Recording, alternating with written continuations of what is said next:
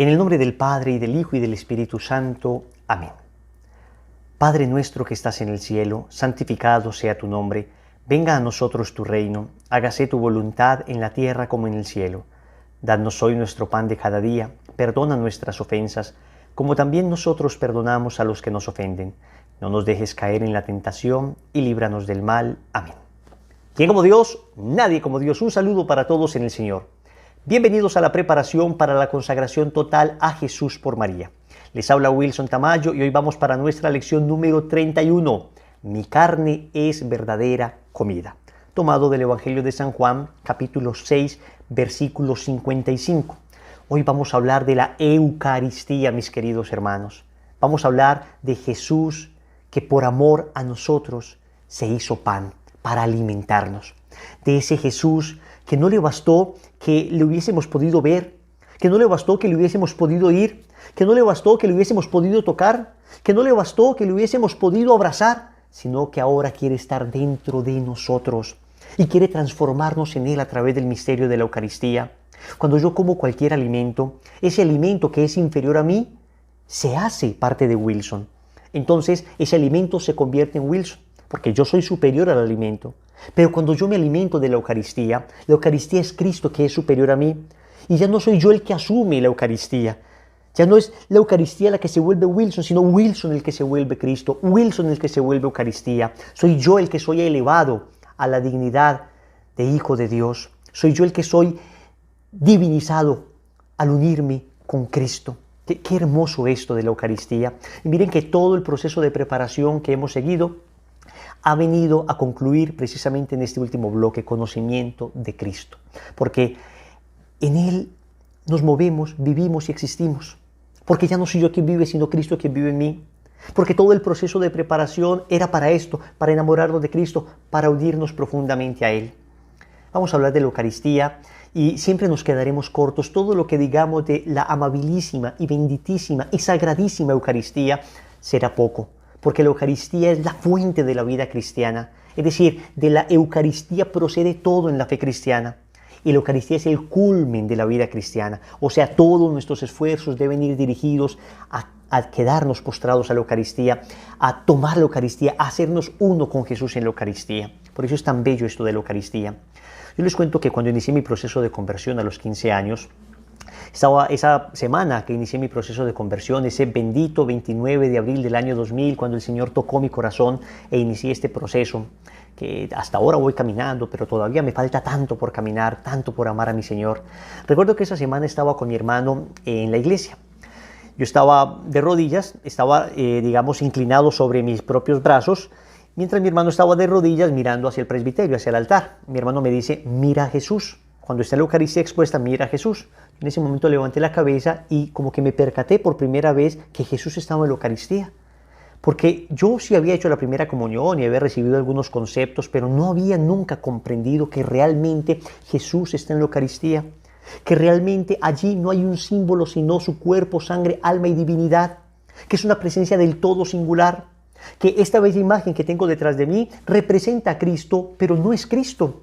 En cambio, la Eucaristía no es una representación de Cristo, es Cristo, verdaderamente Él. En ese momento yo por primera vez como que comprendí, como que pasaron esos conocimientos de la mente al corazón, como que se disipó toda duda y pude comprender que ahí estaba Jesús. Y desde allí he tratado de visitar a Jesús y Eucaristía lo más que puedo para adorarle, porque ahí está Jesús. Y lo ha confirmado el Señor con tantos milagros. Un milagro sobre otro milagro, porque ya el hecho de que a través del misterio de la transubstanciación, cuando el sacerdote impone las manos sobre el pan y el vino y pronuncia las palabras de la consagración, ocurre ese gran milagro donde cuerpo y sangre de Cristo vienen. Y ya no es pan y vino, sino que se transubstancia. Es decir, a partir de ese momento ocurre un milagro maravilloso. Parece pan, parece vino, pero ya es el cuerpo, sangre, alma y divinidad de nuestro Señor Jesucristo allí. Y entonces a través de los milagros eucarísticos, que yo digo que es un milagro sobre otro milagro, porque ya es el milagro de convertir el pan y el vino, y luego ese milagro se convierte en otro milagro cuando el Señor, a través de manifestaciones realmente impresionantes, confirmadas por la ciencia, yo les invito para que busquen todos los estudios del doctor Ricardo Castañón, un exateo que precisamente se dedicó después de su conversión a estudiar milagros eucarísticos y con datos tremendamente científicos muestra cómo en realidad ocurren unos verdaderos milagros tremendos con la Eucaristía. Pensemos por ejemplo en el milagro de Lanciano, ocurrido a inicios del siglo VIII. Yo tuve el regalo de Dios de estar de rodillas ante ese milagro eucarístico allá en el espolón de la Bota Itálica, en Lanciano, Italia. Y es increíble porque esa hostia consagrada se convirtió en un pedazo del miocardio del corazón de Jesús. Y todavía hoy se le estudia y todavía hoy parece sorprendente que después de tantos siglos ese corazón siga allí. Ese corazón no se haya podrido, entre comillas, porque es que la Eucaristía es el Dios de mi corazón, pero es el corazón de mi Dios también, como han dicho los santos. Hoy vamos a hablar de la Eucaristía, hoy vamos a hablar de la presencia real de Jesús. No vamos a hablar de un símbolo, no vamos a hablar de una linda cena, de una santa cena que nos llama a comunión a todos los hermanos para abrazarnos, sino que en la Eucaristía la centralidad está en Cristo. Él es el culmen y la fuente de la vida cristiana. Hacia Él van dirigidos todos nuestros esfuerzos y de Él surge toda nuestra fuerza. Todo en la Iglesia nace de la Eucaristía y toda la Iglesia termina en la Eucaristía. Por eso hay que amar también el sacerdocio y por eso hay que orar por el sacerdocio, pedirle al Señor que purifique el sacerdocio, pero hay que amar mucho a nuestros sacerdotes y por eso el demonio ataca tanto a los sacerdotes y utiliza el escándalo de algunos pocos para desacreditar a todo el sacerdocio, porque sin sacerdotes no tienes Eucaristía, sin sacerdotes, sin esas manos benditas no tienes Eucaristía. Yo te he podido predicar durante estas lecciones, pero lo único que he podido hacer es llegar un poco a tu corazón, pero no te puedo alimentar con Cristo. El sacerdote puede alimentarte con Cristo. El sacerdote tiene las manos consagradas y puede hacer que Cristo baje a la tierra. Yo no lo puedo hacer, ni los ángeles lo pueden hacer. Un sacerdote tiene ese don maravilloso. Hay que orar por ellos, quererlos mucho, suplicarle al Señor por la santidad de los sacerdotes y por vocaciones sacerdotales, porque si se acaban los sacerdotes nos quedamos sin Eucaristía, mis hermanos. Nos quedamos sin Eucaristía. El Señor dice que su cuerpo y su sangre, el Señor nos asegura que se deben comer. Y esto lo dice en Juan capítulo 6, versículo 55. Porque mi carne es verdadera comida y mi sangre es verdadera bebida. El que come mi carne y bebe mi sangre permanece en mí y yo en él. El Señor no está diciendo acá, mi carne es simbólicamente una comida. El Señor no está diciendo, mis palabras son como un alimento. No, no, no. Mi carne es verdadera comida. O sea, cuando el Señor dice que algo es verdadero, está sustrayendo todo uso simbólico de esa palabra. A ver, yo tengo acá un libro. Yo puedo decir, hagamos de cuenta que este libro es una guitarra. Yo voy a tocar guitarra. ¿Pero es verdaderamente una guitarra? No. Yo estoy haciendo de cuenta que es una guitarra y les muestro cómo se toca una guitarra, cómo se rasga una guitarra, cómo se tocan las cuerdas, ¿no? Pero cuando yo digo esto es verdaderamente una guitarra, entonces estoy sustrayendo todo uso, digamos, simbólico. Cuando digo que algo es verdaderamente algo, estoy diciendo, acá no estoy hablando de símbolos, esto es así. El Señor dice, mi carne es verdadera comida, o sea, nos tenemos que comer su carne. Mi sangre es verdadera bebida, nos tenemos que beber su sangre. Y esto lo dice en el Evangelio de San Juan capítulo 6. Yo quiero que entendamos que todo el capítulo 6 del Evangelio de San Juan es un capítulo eucarístico. En ese capítulo pasan tres cosas. Primero, Jesús multiplica los panes para mostrar que Él con el pan puede hacer lo que quiera. ¿Cómo multiplicarlo? Miren lo que dice el versículo 11.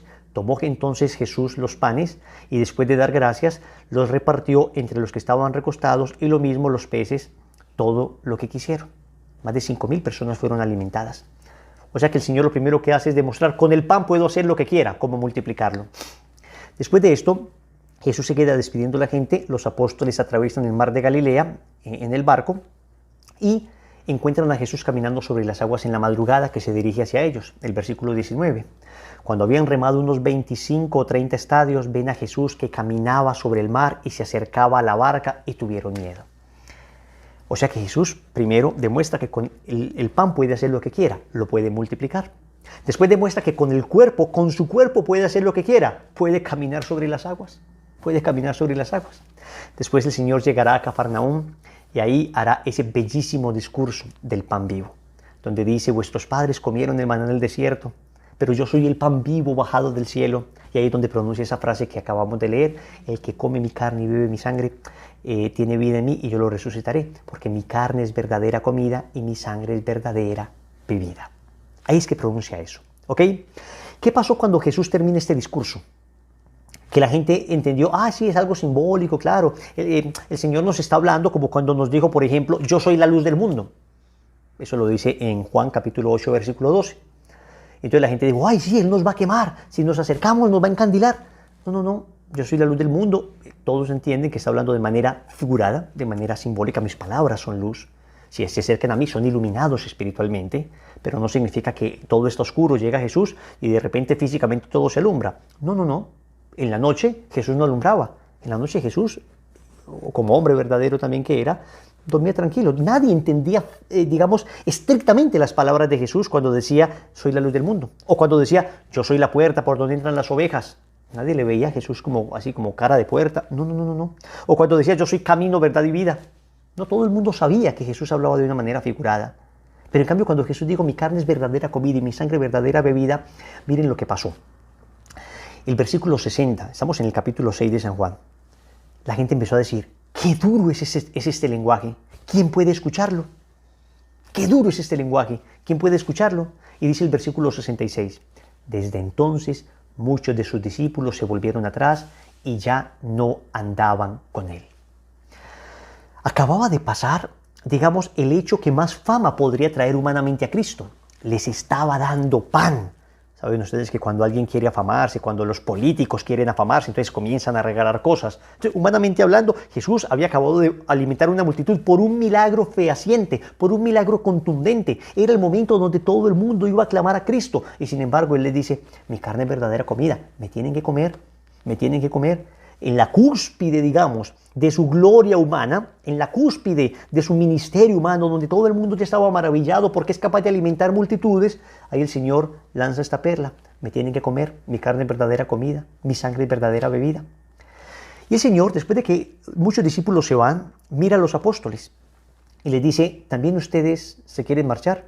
Juan capítulo 6, versículo 67. Y Pedro le dice, ¿a quién iremos, Señor, si solo tú tienes palabras de vida eterna? Óyeme bien. Para entender la Eucaristía se necesita afinar el oído para comprender palabras de vida eterna. Si nosotros estamos solamente pegados de la palabra humana, si nosotros estamos solamente pegados de lo meramente humano, no comprendemos la Eucaristía. No vamos a entender por qué una persona se postra 2 y 3 horas ante una capilla, en una capilla de adoración del Santísimo, ante la presencia real de Jesús en la Eucaristía. Nos parecerá que está perdiendo el tiempo, que debería hacer obra de caridad, que debería en ese momento dedicarse a predicar. ¿Cómo va a perder 2 horas ahí frente a un pedazo de pan? Eso diría una persona que no sabe escuchar palabras de vida eterna, que solamente escucha palabras humanas, palabras carnales. Pero quien escucha palabras de vida eterna, entonces ve en la Eucaristía el cuerpo, sangre, alma y divinidad de Cristo, como efectivamente está. No estoy diciendo que dependa de nuestra percepción que esté o no esté. Él está ahí. Y el que no está habituado a ver a Jesús en lo que parece un pan, no se acostumbrará a ver almas en lo que parecen solamente cuerpos. Es decir, no aprenderán a evangelizar. La evangelización se logra de rodillas ante Jesús y Eucaristía. Así lo han logrado todos los santos. ¿Y en qué momento el Señor instituyó entonces ese sacramento bellísimo en la última cena? ¿En qué momento el Señor se quedó con nosotros para siempre en las especies del pan y el vino? En la última cena. Tomado del Evangelio de San Mateo, capítulo 26, versículos 26 y 27.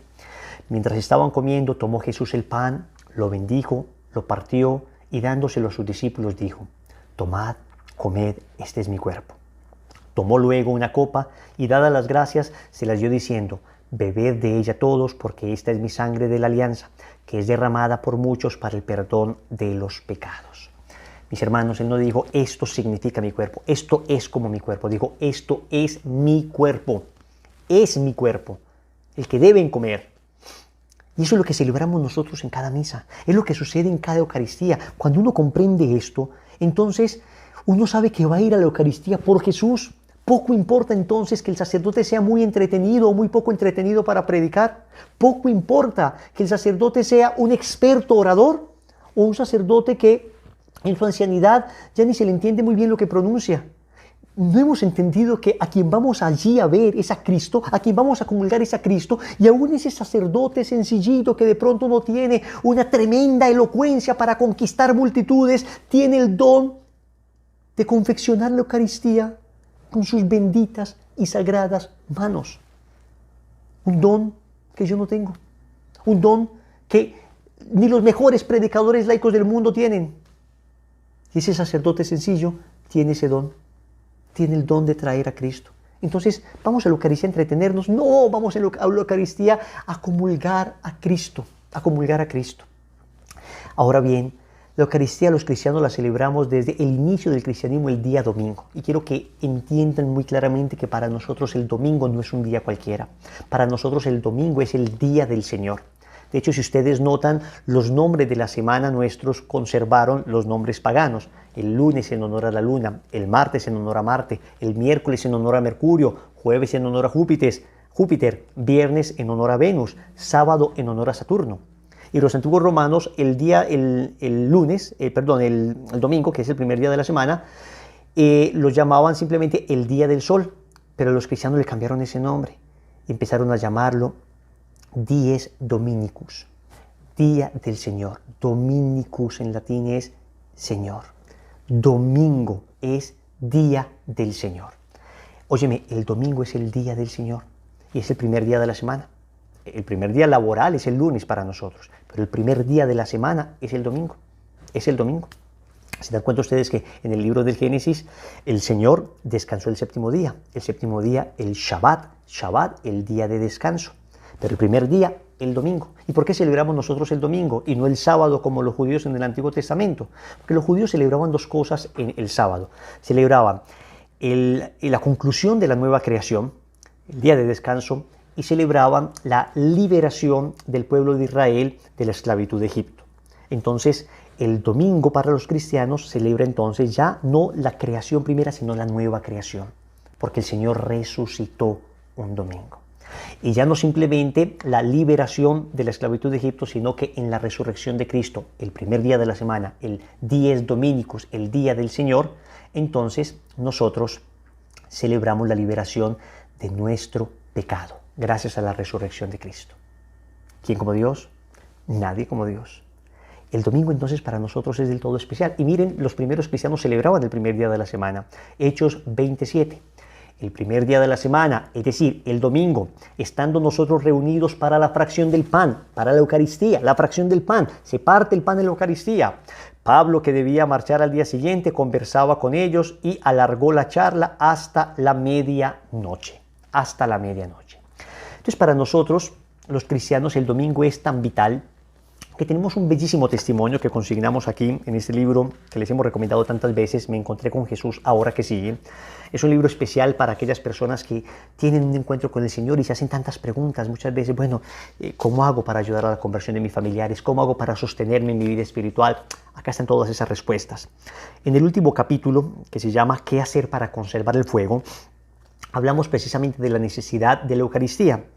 Y quiero leerles un pedazo del libro acerca de unos mártires del siglo IV. Se llaman los mártires de Abitinia o los famosos mártires del domingo, para que se den cuenta cómo para los primeros cristianos el domingo no era un día cualquiera, sino era esencial, al punto que entendían que no se puede ser cristiano sin la misa dominical. A inicios del siglo IV, estoy en la página 205, a inicios del siglo IV, un grupo de católicos murieron por asistir a la Eucaristía dominical. Son llamados los mártires del domingo.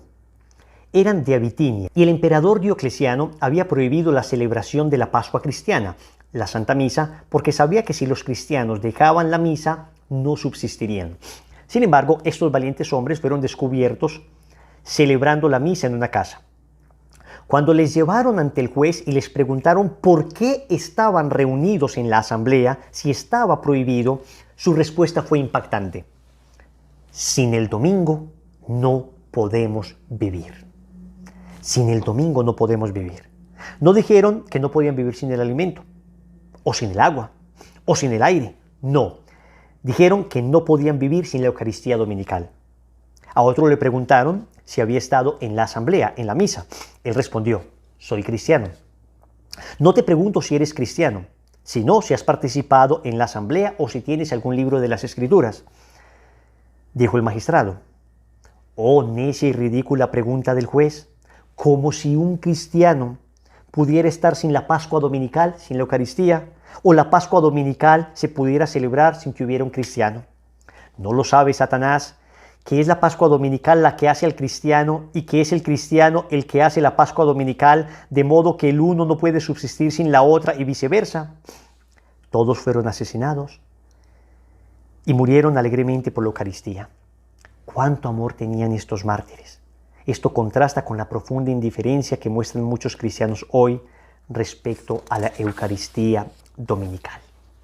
Mis queridos hermanos, querida familia, a ver, la semana tiene 10.080 minutos. 10.080 minutos. ¿Sabes cuánto dura máximo una Eucaristía dominical? 60 minutos. Eso no es ni el 0.06%. No alcanza a ser el 1% del tiempo de la semana. Y es lo que Dios te pide. Y aún así nos atrevemos por los motivos más superficiales a faltar a misa el domingo. Es no comprender nada. Es no entender qué significa ser cristiano. Es no entender lo que significó el domingo. Es no entender lo que significa la Eucaristía. Es no entender quién está allí. Que ahí está Jesús. Es no comprender nada. Es una lástima que muchas veces nosotros, como católicos, no tengamos conciencia del tesoro que tenemos. Y a veces los hermanos evangélicos, que aman tanto la palabra, yo a veces pienso que esos bellos cantos que a veces ellos tienen, aunque les digo de entrada, yo solo escucho música católica, porque apoyo 100% a mis cantantes católicos y porque en la música protestante, por bella que sea, no encuentro canciones para la Eucaristía. Hay algunos que tratan de aplicar unas y otras, no. Yo quiero escuchar a mis cantantes católicos, a mis hermanos cantantes católicos, incluso apoyarlos y promoverlos, porque ellos le cantan a la Eucaristía, ellos le cantan a la Virgen María. Y a veces esos cantantes, esas canciones bellas que tienen los protestantes, yo siento como nostalgia de Eucaristía. Esas canciones de alabanza, de adoración que tienen, nostalgia de Eucaristía. A ellos les pasa lo de los discípulos de Emaús. ¿Se acuerdan que los discípulos de Emaús iban caminando de Jerusalén, camino de Emaús, y se encontraron con Jesús en el camino el día de la resurrección? Y recuerdan que el Señor les empezó a explicar las Escrituras y a ellos les ardía el corazón. Pero en cambio, cuando se sentaron con Él en la fracción del pan, lo pudieron reconocer. Fue en la Eucaristía donde le pudieron reconocer. A mis hermanos protestantes les arde el corazón escuchando la palabra, pero a ti y a mí no solo nos arde el corazón escuchando la palabra, sino que lo podemos reconocer en la Eucaristía. El famoso apologista Scott Hahn, un apologista estadounidense maravilloso, dice: los hermanos protestantes tienen el menú, la palabra, pues nosotros tenemos menú y cena. Y cena, nos comemos a Cristo en la Eucaristía. Esto, repito, es lindísimo. Esto viene precisamente desde el Antiguo Testamento. Recuerden ustedes que en la Antigua Alianza los judíos celebraban la Pascua. Esto está en Éxodo capítulo 12, versículos del 1 al 23. Y en la Pascua ellos se comían un cordero. Moría el cordero y se lo comían. Pues para nosotros el cordero es Cristo y también nos comemos el cordero. Por eso Juan Bautista no duda en llamar a Jesús el Cordero de Dios que quita el pecado del mundo, remitiendo al Cordero de la Pascua. Y como los judíos en la antigua Pascua veían el sacrificio del Cordero y se comían el Cordero, nosotros estamos en el sacrificio del nuevo Cordero, del Cordero de Dios que quita el pecado del mundo, y nos comemos el Cordero. Cristo es el Cordero de Dios y nos comemos el Cordero. Tanto tendríamos que hablar de la Eucaristía, tanto tendríamos que decir de la Eucaristía. Yo quisiera leerles una frasecita de San Juan Crisóstomo, porque muchas veces uno diría: qué rico que se me apareciera Jesús. ¿Qué haría yo si viera a Jesús? ¿Qué le pediría? Pues miren lo que dice San Juan Crisóstomo. Ustedes envidian la oportunidad de la mujer que tocó las vestimentas de Jesús, de la mujer pecadora que lavó sus pies con sus lágrimas, de las mujeres de Galilea que tuvieron la felicidad de seguirlo en sus peregrinaciones, de los apóstoles y discípulos que conversaron con él familiarmente, de la gente de esos tiempos quienes escucharon las palabras de gracia y salvación de sus propios labios.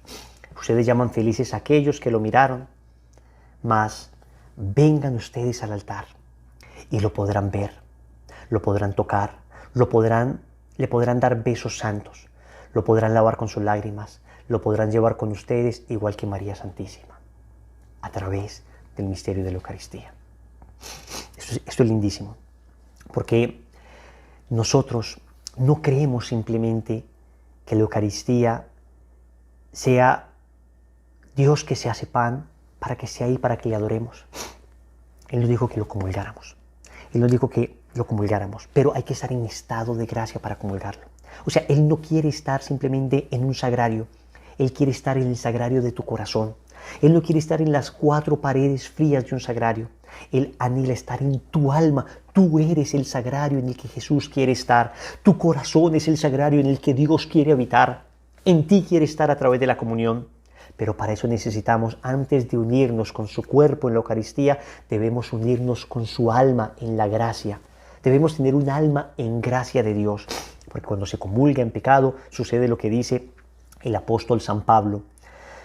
Lo dice con claridad en la primera carta a los Corintios, capítulo 11, versículo 29. El que come y bebe indignamente el cuerpo y la sangre del Señor, come y bebe su propia condenación. Entonces, lo primero que necesitamos nosotros es estar en gracia de Dios para que la Eucaristía sea vida para nosotros y no condenación. Quien come y bebe el cuerpo y la sangre del Señor indignamente, come y bebe su propia condenación. Que no sea condenación para nosotros, que sea vida eterna, que sea vida eterna. Entonces lo primero es estar en gracia de Dios. Lo segundo es guardar el ayuno eucarístico de 1 hora antes de comulgar. Si yo sé que voy a comulgar a las 6:30 de la tarde, entonces hasta las 5:30 de la tarde puedo comer. 1 hora antes de comulgar no como nada, como para preparar mi corazón, incluso mi cuerpo, a recibir a Jesús Eucaristía. Es necesario guardar el ayuno eucarístico. Antes era un ayuno prolongadísimo, la Iglesia lo ha reducido a la mínima expresión, 1 horita antes de comulgar. Y después de que comulguemos, hay que hacer actos de adoración. Después de que comulguemos, quedarnos adorando a Jesús, conversando con Él. Santa Teresa de Ávila dice que es el mejor momento para hablar de empresas con el Señor. O sea, para hablar de tus cosas, para adorarle, para glorificarle, y no solo para pedirle. No solo para pedirle. Sucedió un hecho bastante curioso que se narra en la vida de San Felipe Neri, que él veía que una persona comulgaba y después de la comunión salía inmediatamente de la iglesia. Entonces San Felipe Neri le pidió a 2 monaguillos que tomaran 2 cirios, y cuando ese señor salió, los monaguillos se fueron detrás de él y lo siguieron.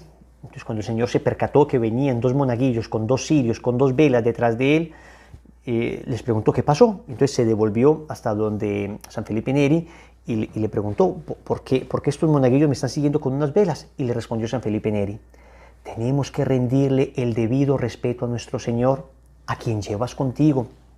Como te has negado a adorarlo, he enviado a 2 acólitos para que lo hicieran en tu lugar. Para que lo hicieran en tu lugar. Eso es un enamorado de la Eucaristía. Es un enamorado de la Eucaristía. Todos los problemas, todas las dificultades, todas tus angustias, todos tus miedos, déjalos a los pies de Jesús Eucaristía. San Cirilo de Alejandría decía, si el veneno de la vanidad se está hinchando en ustedes, vuelvan a la Eucaristía y ese pan que es su Dios, humillándose y disfrazándose a sí mismo, les enseñará la humildad. Si la fiebre de la avaricia egoísta los arrastra, aliméntense con ese pan y aprenderán la generosidad. Si el viento frío de la codicia los marchita, apúrense al pan de los ángeles y la caridad vendrá a florecer en su corazón. Si sienten la comezón de la intemperancia, nútrasen con la carne y la sangre de Cristo, quien practicó un autocontrol heroico durante toda su vida en la tierra, y ustedes se volverán temperantes, o sea, se volverán regios, firmes. Si ustedes son perezosos y tardos para las cosas espirituales, fortalézcanse con el alimento celestial y serán fervorosos. Finalmente, si se sienten quemados por la fiebre de la impureza, vayan al banquete de los ángeles y la carne sin mancha de Cristo los hará puros. No hemos podido vencer nuestros vicios y nuestros pecados porque no nos hemos postrado ante Jesús Eucaristía más tiempo. No hemos podido salir de esa dificultad porque nos ha faltado tiempo de adoración eucarística. Wilson, es que yo no sé qué decirle a Jesús en la Eucaristía. Yo voy allá y me distraigo. No importa, ve donde Jesús y deja que sus rayos amorosos transformen tu alma aún sin que te des cuenta. Como una planta se presenta ante los rayos del sol y basta que se presente ante Él, basta que se deje tocar por esos rayos para que el proceso de fotosíntesis suceda en ella. Asimismo, basta que te dejes tocar por los rayos eucarísticos de Jesús para que tu alma sea transformada, para que tu alma sea liberada, para que tu alma sea sanada. Tantas personas vienen a buscar consejo de personas, de sabios, de predicadores. Y está bien porque Dios ha querido que nos ayudemos unos a otros, pero ya fuimos primero ante el único que nos puede sanar. Todo lo demás es excusa. Y casi que lo que deberíamos hacer todos nosotros es remitir a la gente a la Eucaristía, porque allí, en Jesús y Eucaristía, está la verdadera vida. Allí, en Jesús y Eucaristía, está todo lo que tu alma necesita. Ahí, en Jesús y Eucaristía, está tu felicidad. Si pudieras comulgarle diariamente, si pudieras comulgarle diariamente, ¿por qué limitarnos solo a la misa dominical? ¿Por qué no empezar a ir a misa todos los días? Le preguntaba un joven a su papá, un poco campechano el papá, pero muy sabio, le decía: papá, ¿por qué vas a misa todos los días? Y el papá le decía: hijo, si yo te dijera que visitando a una persona todos los días él te regalaría $1 millón, ¿cuántas veces irías? Y el joven dijo: papá, todos los días. Y dijo: pues en la Eucaristía yo no recibo $1 millón, recibo al dueño de la creación, al dueño del universo, al Rey de Reyes, Señor de Señores. ¿Por qué entonces no ir todos los días? Sé que en ocasiones es difícil, sé que en ocasiones nuestro trabajo no nos lo permite, pero por Dios, en la medida en que pudiéramos, si comulgáramos todos los días en estado de gracia, si le adoráramos 5 o 10 minutos diarios en la Eucaristía, si visitáramos a Jesús en la hostia y allí le adoráramos y pusiéramos todo lo que tenemos, ¿cuánto se transformaría nuestra alma? ¿Cuántas situaciones difíciles que tenemos cambiarían? Y cuando tienes dificultades económicas, ¿ya vas primero al banco o vas primero donde Jesús y Eucaristía? Y cuando tienes dificultades de amor en tu corazón, ¿llamas primero a algún amigo o vas primero donde Jesús y Eucaristía? Y cuando estás deprimido y solo, ¿pones en tu estado de Facebook que estás deprimido y solo o vas donde Jesús y Eucaristía? ¿Por qué ir donde aquellos que no nos pueden sanar en primer lugar? ¿Y por qué no ir en primer lugar al único que nos puede sanar y liberar? Los otros, claro, vendrán después como medio. Jesús mismo en la Eucaristía te indicará hacia dónde dirigirte, pero ve primero a Jesús Eucaristía, ve primero a Cristo en la Eucaristía. Quisiera que termináramos con una bellísima oración. Qué bien se está contigo, Señor, junto al sagrario. Esta oración es una oración que expresa muy bien que solo en Él encontramos esa felicidad que estamos buscando. Te estoy dando el secreto para ser feliz. Visita diario a Jesús en la Eucaristía. Créeme, ese alimento de vida eterna te dará vida. La oración dice: qué bien se está contigo, Señor, junto al sagrario. Qué bien se está contigo. ¿Por qué no vendré más? Hace ya muchos años que vengo a diario y aquí te encuentro siempre, amor solitario, solo, pobre, escondido, pensando en mí quizás. Tú no me dices nada, ni yo te digo nada. Si tú lo sabes todo, ¿qué voy a decirte? Sabes todas mis penas, todas mis alegrías. Sabes que vengo a verte con las manos vacías y que no tengo nada que te pueda servir. Siempre que vengo a verte, siempre te encuentro solo. ¿Será, Señor, que nadie sabe que estás aquí? No sé, pero sé en cambio que aunque nadie viniera, aunque nadie te amara ni te lo agradeciera, aquí estaría siempre esperándome a mí. ¿Por qué no vendré más? ¡Qué ciego estoy, qué ciego! Si sé por experiencia que cuando a ti me llego, siempre vuelvo cambiado, siempre salgo mejor. ¿A dónde voy, Dios mío, cuando mi Dios no vengo? Si tú me esperas siempre, si a ti siempre te tengo, si jamás me has cerrado las puertas de tu amor. Por otros se recorren a pie largos caminos, acuden de muy lejos cansados peregrinos y pagan grandes sumas que no han de recobrar. Recorremos caminos para ir donde alguien que me aconseje, por otros recorremos largos caminos. Por ti nadie pregunta, de ti nadie hace caso. Si alguna vez te visitan, es solo así de paso, rapidito. ¿A aquí eres tú quien paga si alguno quiere entrar. Por otros pagamos, pero cuando tú entras, Jesús te paga, es decir, Él te da todo. ¿Por qué no vendré más si sé que aquí a tu lado puedo encontrar, Dios mío, lo que tanto he buscado? Mi luz, mi fortaleza, mi paz, mi único bien. Si jamás he sufrido, si jamás he llorado, Señor, sin que llores conmigo tú también. ¿Por qué no vendré más, Jesucristo bendito? Si tú lo estás deseando, si yo lo necesito, si sé que no soy nada, cuando vengo aquí, si aquí me enseñaras la ciencia de los santos, como aquí la buscaron y aprendieron tantos, que fueron tus amigos y gozan ya de ti, ¿por qué no vendré más? Si sé yo que tú eres el modelo único y necesario, que nada se hace duro mirándote a ti aquí. El sagrario es la celda donde estás encerrado. Qué pobre, qué obediente, qué manso, qué callado, qué solo, qué escondido. Nadie se fija en ti.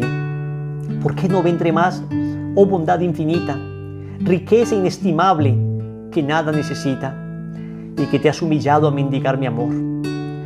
Ábreme ya esa puerta, sea ya esa mi vida, olvidada de todos escondida. Qué bien se está contigo, qué bien se está, Señor. Amén. Vamos a cantar esta bellísima canción a Jesús Eucaristía, que es escondido en el pan. En cada misa Nuestra Señora está postrada con nosotros ante Jesús. Incluso, lo dicen en muchas apariciones, más real en la Eucaristía nuestra Madre que en muchas apariciones. Por eso, con nuestra Madre, con ella a nuestro lado, cantemos: tan solo una mirada me bastó para quedarme enamorado, mi Señor. Jesús, Eucaristía, yo te ofrezco el alma mía, mi blanquito y redondito pan de amor. No entiendo cómo lo pudiste hacer. Has encerrado la grandeza de tu ser. No te has quedado en plata ni oro, sino escondido estás, tesoro, en el pan del que podemos comer. Estás allí, lo creo, mi Señor. Eucaristía, milagro de amor. Estás allí, lo creo, mi Señor. Eucaristía, milagro de amor. La noche en que te iban a entregar, te reuniste con los tuyos a cenar, y en esta última cena te quedaste en la patena para nutrir a esta pobre humanidad. Comed y beber todos de él. Este es mi cuerpo, esta es mi sangre de verdad. Ya no es solo un signo, es el Cordero digno de expiar ante el Padre Celestial. Estás allí, lo creo, mi Señor. Eucaristía, milagro de amor.